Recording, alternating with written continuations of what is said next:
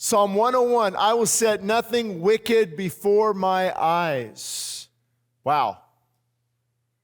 Hard in these days, isn't it? David, you didn't have it too hard. You didn't have Instagram and TikTok and Facebook and social media and YouTube. But they had challenges as well. But let's start at Psalm 101. I will sing of mercy and justice to you. So again, this is David, the Psalm of David. I will sing of mercy and justice to you, O Lord. I will sing praises. I will behave wisely in a perfect way. Now, I need to let you know, if you're not aware, Hebrew, and the Hebrew word perfect basically means not perfect like we think, without fault. I can walk perfectly. It's complete. It's lacking nothing. It's a striving to be God-honoring. And I like what Charles Spurgeon said. By the way, I would encourage you to go through Psalms every day. Find a psalm and go through it. And if you're not sure what it means, there's something called the Treasury of David. Charles Spurgeon broke down every psalm and has commentary on every single one of the psalms. So I borrow a lot from what he said. And commenting on this, he said, to be holy is to be wise. A perfect way is a wise way. David's resolve was excellent, but his practice did not fully tally with it. He was not always wise or perfect, but he was in his heart. And that's why I always talk about falling forward and getting back up on track. You can walk before God perfectly. It doesn't mean you do everything perfectly, but you're focused. Your sights are on Him and following Him and getting back up and persevering. Because anybody that is truthful will tell you, you slip sometimes and you fall sometimes. And believe it or not, people critique me when I say that sometimes. You should not encourage people to sin. If you think that's what I'm doing, my goodness, have you listened to one sermon? But we also have to encourage people to get back up and keep fighting, because what I see is a lot of discouraged people because they stay stuck in the lower position and they don't get back up, and we want to encourage them to do that. And I like what David said here. Oh, when will you come to me? Oh, when will you come to me? A cry is always heard from the concerned, which we talk about often. Will thou not revive us again, Lord, so we can rejoice in you? And one of my favorite verses, oh God, rend the heavens. And so David's doing the same thing. Oh God, when will you come to us? There's a yearning, there's a desire, and a cry is always heard from those who are concerned. That's really what separates the passionate, spirit-filled believer from a lukewarm believer, is that heart cry, that passion, that desire, that zeal. You can see that there's a difference there because there's a passion there, and they want to follow God. And here is the famous verse, I will walk within my house with a perfect heart. Again, doesn't mean he does this perfectly. It means his focus is on honoring God. And I will set nothing wicked before my eyes. Did you know that your Christian walk begins in your home? That's where it starts. That is what they call the fountainhead. Do you know the big Ohio River has a starting point? Colorado River has a starting point. Sometimes I go, how many of you heard of the Owens River? Up to 395. I can hike sometimes to where these little tiny streams run down to it. And that's what your home is. That's the fountainhead. That's where it all starts. But not only what we view, but also the thoughts we allow and the friends we associate with. So it's not just what we view, it's also what we allow into our minds, the friends we associate with. And again, Spurgeon, piety, which means humility, godliness, must begin at home. Our first duties are those within our own abode, our own home. We must have a blameless heart at home, or we cannot keep a blameless way abroad. Do you sing in the choir and sin in the chamber? Are you a saint abroad and a devil at home?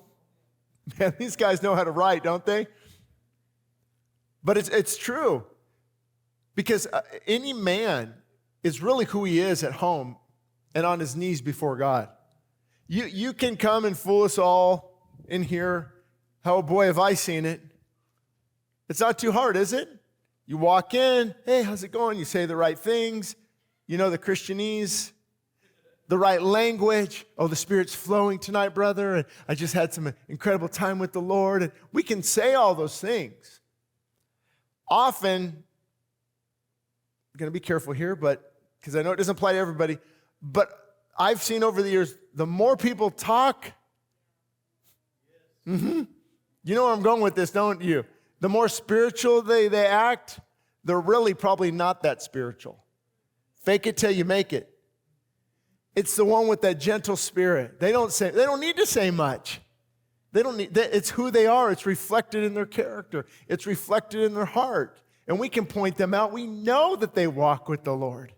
But it's those that I don't even know. It's a stance. It's a posture. It's a trying to let you know how spiritual they are. And you know, with the discerning spirit, you can spot it. You can smell it. Sin sniffers are also good sniffers of carnality and fakeness and phoniness. Why do you guys do you hate just fakeness? And just be who you are. If you struggle, you struggle. Be who you are. That's why those who repent and they own it and they work on things, the relationship actually is stronger because there's something about genuine people and genuineness that we really gravitate toward. It's not a facade. It's not fake because you're really not fooling anybody. You might fool that's a hard one. You might fool a few people, but the majority of Spirit-filled believers, those who know the Lord, they can see through that. And more importantly, God knows. I won't enjoy or put up with wickedness, is what he's saying. I won't enjoy or put up with wickedness. I can't remain aloof or unconcerned, even though the wicked freely parade and prance about while evil is praised throughout the land. Don't we live in a very interesting time?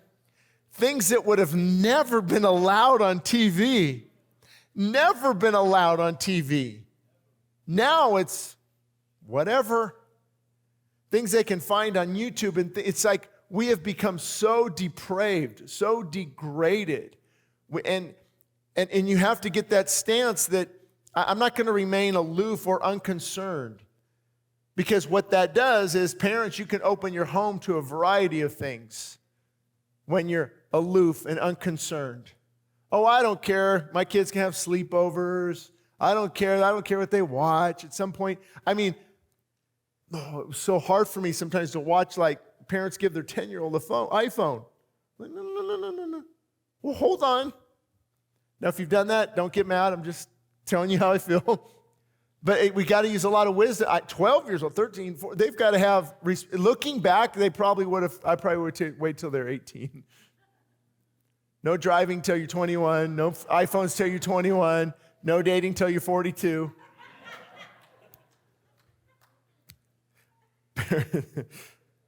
But basically what it sums up into this statement: how you think matters. How you think matters. So what he's saying, obviously in David's time, I will set nothing wicked before my eyes. Depending on when he was writing as a king or different things, he could have different alluring things brought into the palace, into his room.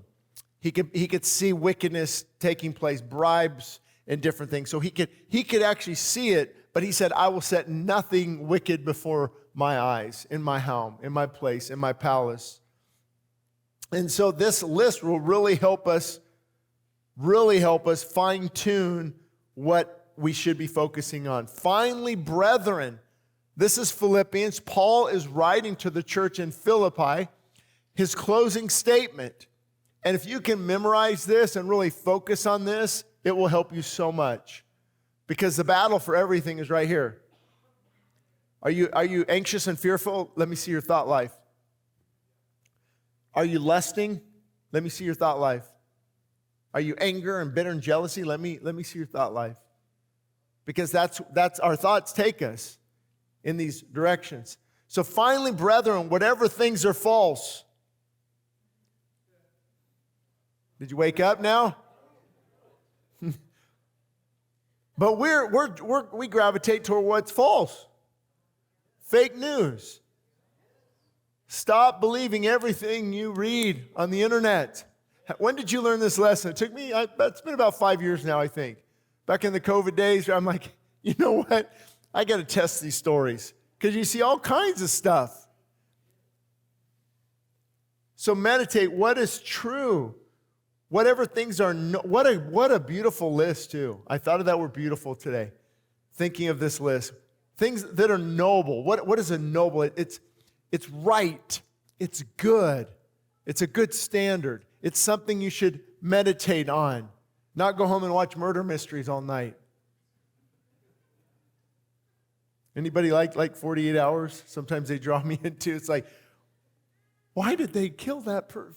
Why did he kill? It's like, and you're drawn into that. Come on, don't act like you don't know what I'm talking about. Or other things that, just mindless things that you watch. Whatever things are just. What is just? It's what we don't have a lot of right now, justice. In the courts, things that what they used to do, I don't know, it kind of, we can do it with manipulating the market. And have you ever noticed how all these politicians on a low salary are now multimillionaires? Boy, they've got some good investments going on. Have you ever heard of insider trading or getting information ahead of the, and that's what happens, honestly. They say, hey, this company, they're going public, pretty soon, get in now, it's $5 a stock option, and it shoots up to $30 and $80 and $150, and then it splits. And that's how a lot of these people make money, with some inside information. But they would also, in David's day, they would have scales. And so they could change the weight on it. And so you'd put a pound of, let's say, gold on it, and it would only show that it's about 12 ounces. And that's how they would always make a little bit of money. And that's why you read in the Bible, unjust weights, that God hated the unjust weights. And that's why he's saying, focus on things that are just. And whatever things are pure. That word purity. And some of you are old enough to remember that was such a beautiful thing. And there's, of course, always against it, but just that the purity and the innocence, that's why we want to protect our kids from, let's go in stages here. Just the running around the house and no care in the world and not understanding the Epstein list and the debauchery and the trafficking. Right now, I have to take my kids to the park, and me, and like many of you, you're always just, you're just looking. Don't go into Target, Morgan, after 8. If you do, bring some pepper spray. And you're just, because now they're so brazen.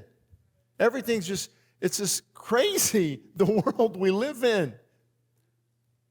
And I think it's a lot to do with our justice system is not punishing the crime. The punishment doesn't fit the crime. And so to focus on things that are pure. What about your YouTube choices or video, what do they call it? Amazon Prime? All the different things. And are they pure? Are they noble? Is it something that, and he goes on to say, whatever things are lovely. And if it's a good report, not always the bad news. And see, what happens is you fix your mind on these things, you begin to resemble, your character begins to resemble these qualities. So you eventually become a person that's lovely and gentle and focused on purity, a person of righteousness and justice, because you're meditating on these things. That's why he would tie it in also with Romans. Be not conformed to this world, the things that go against this, but be transformed by renewing your mind on these things. Whatever is good news. Why are so many people gravitated towards bad news? He said, if there's any virtue, if there's any hope of virtue, which is moral excellence, moral purity, if there's anything worthy of praise, meditate on these things. Guys, your thought life is where it's at.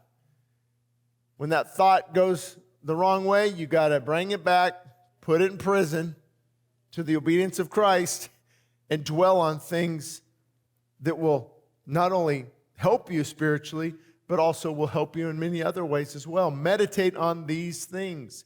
And then the verse goes on to say, then and only then will the peace of God rule your heart. Did you know that your thoughts play an enormous role on your mental state, your mental stability? Peace. You can have peace in the midst of bad news if you fix your thoughts on what is right and pure and noble and lovely. And that peace, where does that peace come? Because now you're trusting in God. And you're not getting, have you heard that phrase? You're getting all worked up. I've told people that before, have you? Settle down, you're getting all worked up. You don't have to get all worked up. Oh, yes, I do. Anger and exploding and their thought life. And many times they're not thinking the right things and they're believing a lot of lies, really, about things. They're getting all worked up. It's a good reminder. Our thoughts become our words shape our habits. Our habits will form our character, and our character determines our destiny. Thoughts not only affect spiritual health, but they affect our physical health as well. How many of you were not aware of that?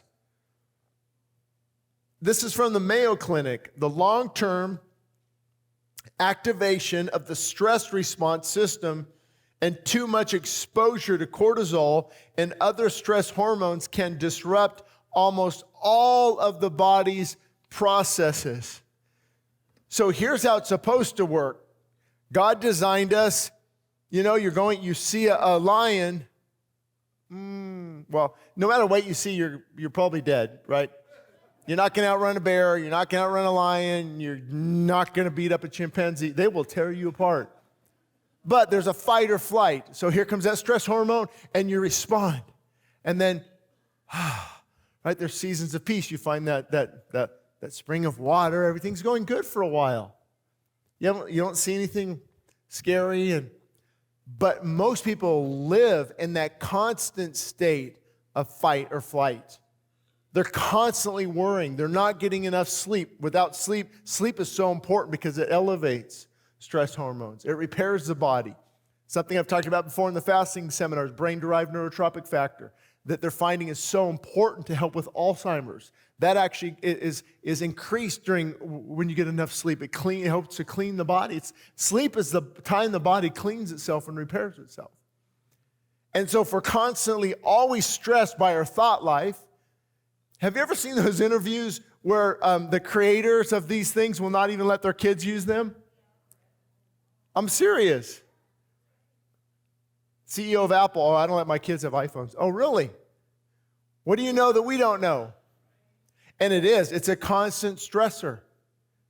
I don't have enough likes. I don't have enough followers. Kids are always being bullied. And that's what happens. We live in a state of chronic stress now. That's why you'll hear the term chronic inflammation. Localized inflammation is good. It goes to repair an area.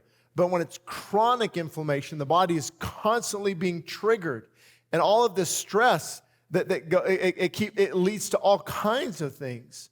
Blood pressure, heart rate, inflammation, heart disease, metabolic illness, weakened immunity, all types of digestive things. It's all because of the stress hormone. Because even a good thing, too much of a good thing is not a good thing. Did you know there's cases? I remember a radio, I think it was a contest where the lady died from drinking too much water. Too quick. Oh, K-Rock, yeah. See, K-Rock, yeah. I remember, I know it was California Station. I think it was like a gallon in a short amount of time. She drowned herself. A good thing, too much of a good thing. Same with the hormones that God has given us, even anger and cortisol, adrenaline. These can be good, but when it's too much, it can destroy the body, literally destroy the body. Oxidative stress, you've heard of that term lately. What is that? That's oxidative stress. It has to do with oxygen and too much stress on the cells of the body. A good thing, but if it's too much. And that's why taking our thoughts captive. And the best way, though, to get back on track, I put a blank so you can fill it in. We use this word always. The best way to get back on track is repentance. Lord, help me. Lord, I'm sorry. Lord, my thought life has not been good. Can anybody relate? Oh, there's people in here and they struggle with jealousy and bitterness and anger and frustration and failure, rating ourselves by the opinions of others. Have you ever done that?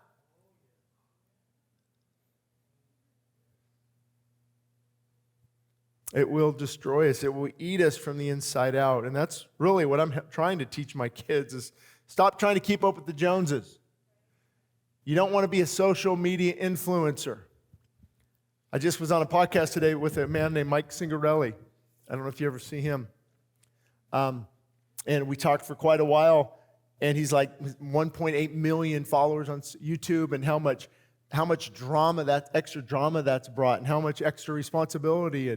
And people don't realize it's not, new levels are new devils. New heights are more fights. And they don't see it. Unless your character is able to withstand that, it destroys you. Allow God to build a ministry in your time, in His time, in your way and in your life. And I had a great talk with Stephen McWhirter after Sunday. Same thing. He's seen so much devastation of worship bands just fall apart because you get the focus away from Christ. When it's on Christ, you don't care how many views, you don't care how many subscribers, you don't care how your album is doing on Spotify. It's about Christ, and there's tremendous peace. You rest and then go to sleep. It's not competition. But you have to take those thoughts captive because the enemy will plant those seeds in there. Seeds of doubt and comparison. And he said, I hate the work of those who fall away. It shall not cling to me. And David I loathe evil. Hatred of sin is a good sentinel for the door of virtue. In other words, hatred of sin is a good guard. It guards virtue. It guards moral purity.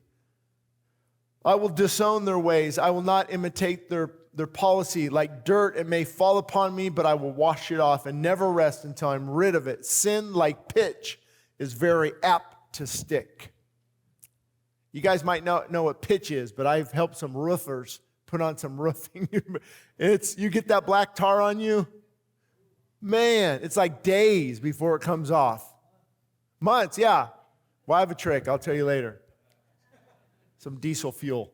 I don't recommend it. But that has to be our view. We've got to get back like the early church in the book of Acts, and even early church in the 1700s, even they hated sin.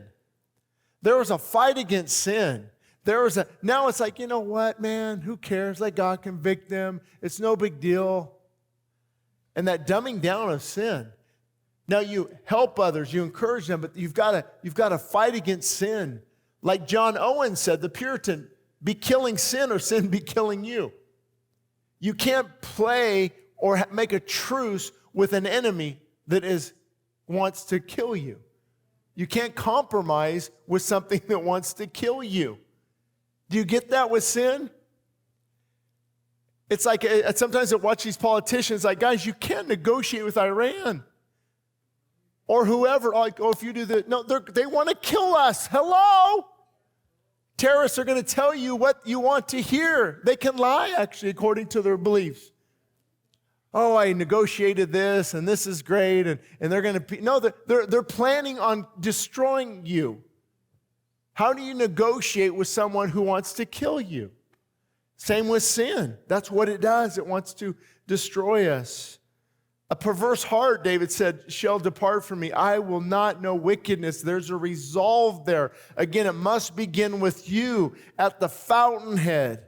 Especially men in your home, it must begin with you. I know we like to blame our wives, but it must begin with us in our homes. And what I'm going to read here, although the following verses deal with David's character, they also reflect God's heart. Okay? So this is David talking, but it also reflects the heart of God. He who walks in a perfect way, he shall serve me. He who works deceit shall not dwell within my house. He who tells lies shall not continue in my presence. So David is saying, as a king, this is not what I'm going to put up with in my palace. But in the same way, we know God says the same things. Who will ascend into the hill of the Lord or stand in his holy place? He who has clean hands and a pure heart, and who has not lifted up his soul to worship an idol. It's reflected here in David's house, but also in God's house. Early will I destroy all the wicked of the land, that I may cut off all the evildoers from the city of the Lord.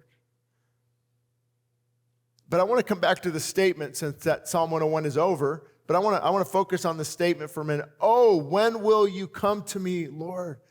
There's a heart cry. Anytime they have that oh, especially in the Hebrew language, it adds an emphasis of a yearning, of a desire. You can almost hear his heart. You can hear the prophet's heart saying, Lord, when will you come to me?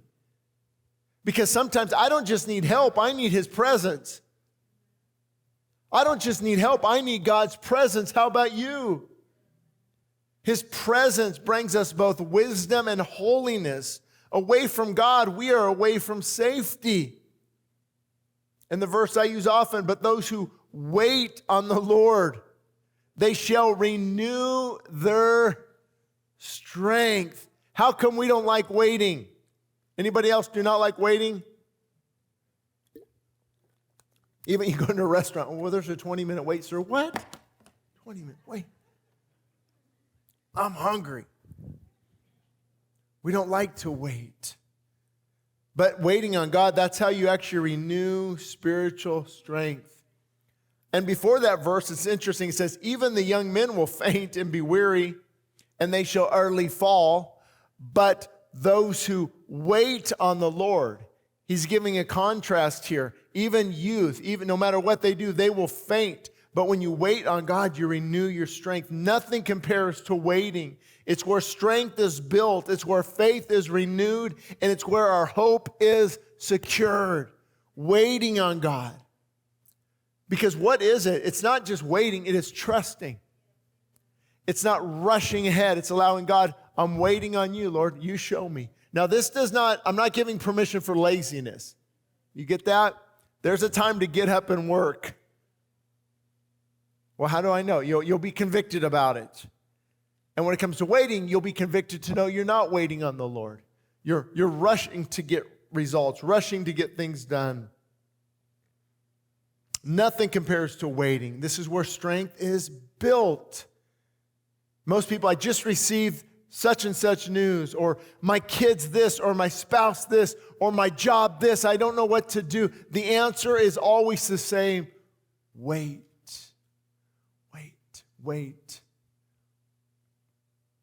It's funny, I got to a point now, my kids already know the answer. My son was recently looking for a car, and I said, I already know what you're going to say, Dad, just wait. Yep, just wait. Luis will tell you too, we just had this talk a couple months ago, I think a month and a half, he said, hey, we need a new guitar for, backup and this and that. I don't know if one of these is it actually. And I said, just wait. Just we need it. Just and $1,000 guitar was at $750, and then they found a Facebook Marketplace for $300. I said, now go get it.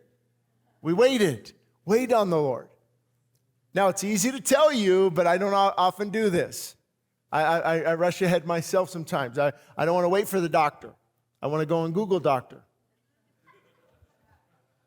And I want to put in symptoms on Google. Do you ever look up Google Doctor? Just me.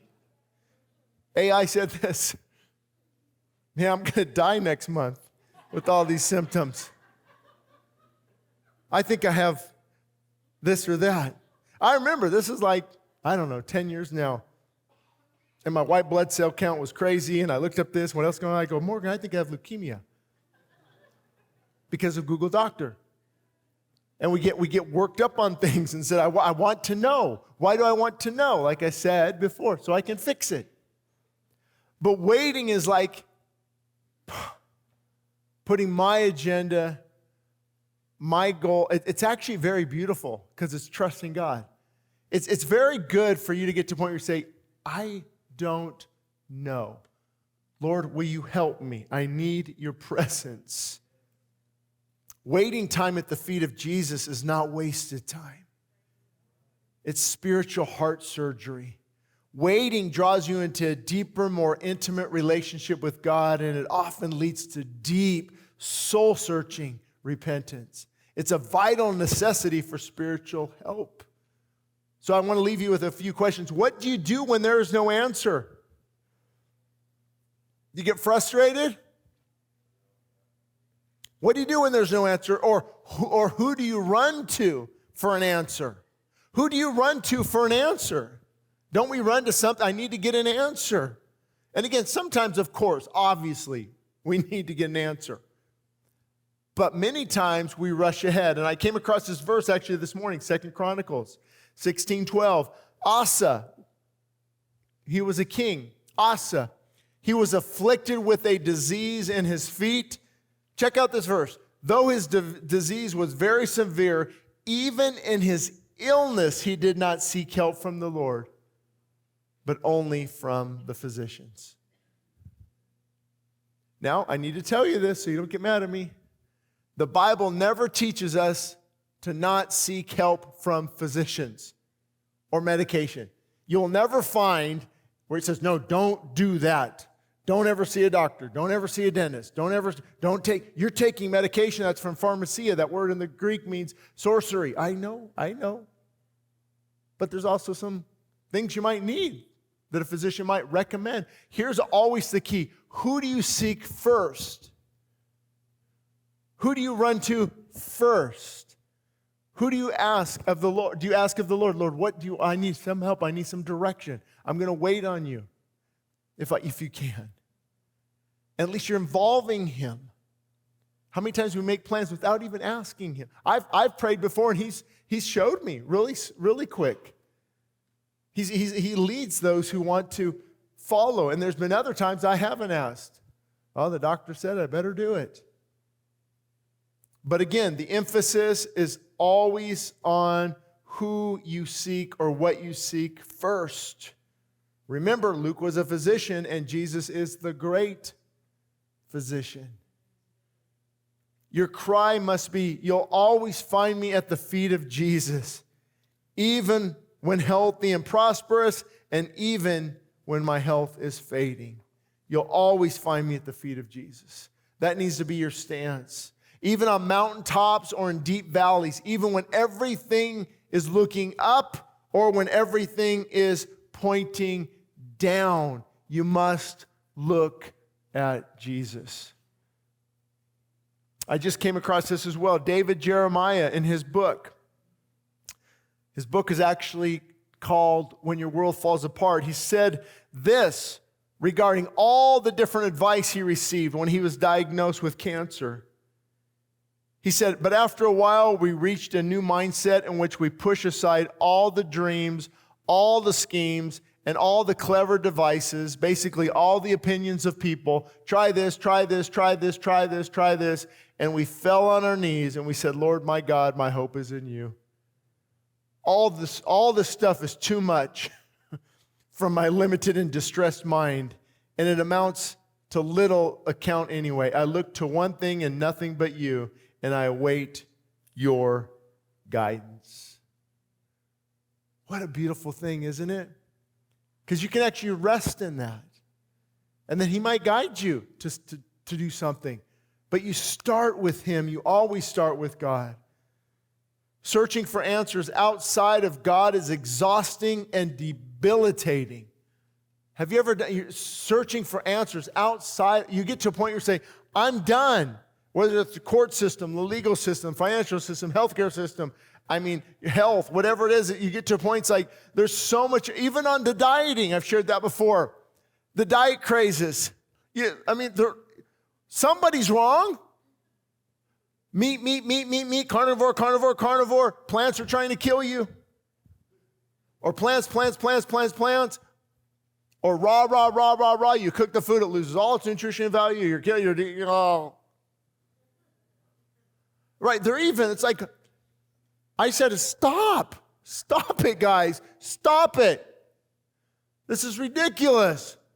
What does God's word say? It's clear. It's clear in God's word. But it's really debilitating and exhausting to try to look for all these answers outside of God's word. We must be desperate people. We must be desperate people again. There's a song I listen to. It says, my maker and my master somehow calls me friend. Man. Closer than a brother, closer than my breath. Rescued out of darkness, rescued from my sin. My maker and my master somehow calls me friend. Until my final breath, I'm anchored in the truth. Through storms and trials come, you always find me at the feet of Jesus. Incredible.